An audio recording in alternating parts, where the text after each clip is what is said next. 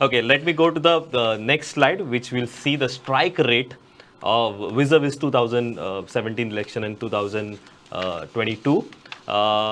We have this chart now where we see BJP in 2017 contested 36 seats, have won 13. On the other side, this time they contested 40, have won 20. Congress happens to be in 2017 at 45%. Congress now is at 29%.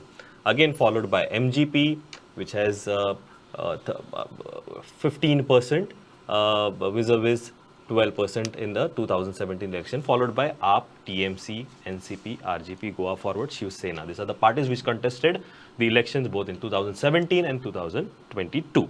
Now, looking at this chart, gentlemen, how do you see, Goa happens to be, I always say this, Goa happens to be a prototype for all the political parties to experiment. We've seen it in past. When you see this many parties contesting and this is the strike rate, what is the kind of impact or what is the kind of difference that you're trying to make here in the state of Goa? Professor?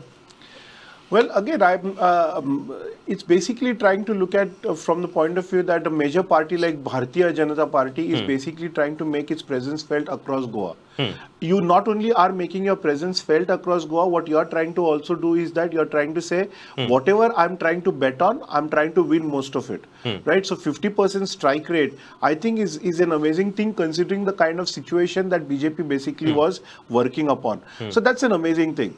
So, whereas when you look at someone like Aam Aadmi Party and Revolutionary Goan Party, yes, they are basically entering the market newly. So obviously, the failure rate is going to be quite high. But nonetheless, even a single point success rate.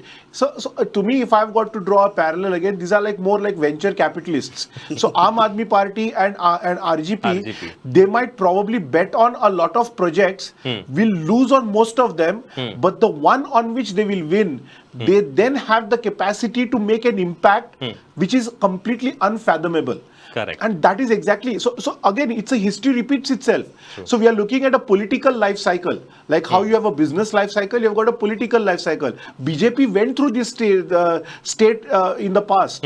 And they are now reached a particular level. So unless they sustain their top position and pan-Goa position and relevance in the market of politics, you are sure that there are parties like RGP and AAP which are fast making roadways. Correct. And they in this election have got that project which they have betted upon, which can give them results like nobody could have even thought of before. And that's what BJP needs to be very careful about. Pramod? I can link this graph of yours with the graphics of the previous graphics of deposit loss. Now, if you look at the numbers, which is very interesting, BJP's strike rate has gone from 36% to 50%, whether Congress's strike rate has come down from around 46% to almost 30%, a loss of 16% strike rate. And who has gained? If you see there, it is AAP that has gained. It is Revolutionary Goans that has gained. Very, very interesting is who has lost the vote share. The NCP has lost the vote share. Others have lost the vote share, which tells us that NCP's vote share predominantly was individual centric, like a Churchill Alema winning last time. It was his vote share and not the party vote share. And others was again very, very individualistic vote share. But what is most striking about BJP's vote share is getting to that 50. BJP has not only won seats, they have not only had a better strike rate, but the most important thing is the way they ran this election. The micromanagement that is done by BJP, seat by seat arithmetic and leader by leader chemistry. In each seat, a seat by seat arithmetic in terms of votes and a leader by leader arithmetic or chemistry that they pushed into each constituency. The classic case being the Porvorim. Rohan Khaunte, who is staunch anti-BJP, was taken in the party at the last moment only because he was one guy who could win that seat on any ticket. And he won that seat with a very, very huge margin on a BJP ticket.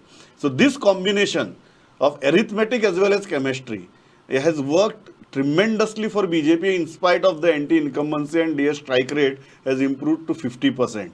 As far as Congress is concerned, Congress lost its leaders. Congress tried to give new leaders, but those new leaders had no time to build chemistry with the voters. So in terms of arithmetic, probably because Congress is an old player, they got sizable strike rate, but the additional chemistry that is required to push them over the finish line was absent, as many of these new candidates did not get time to establish any chemistry with the voter.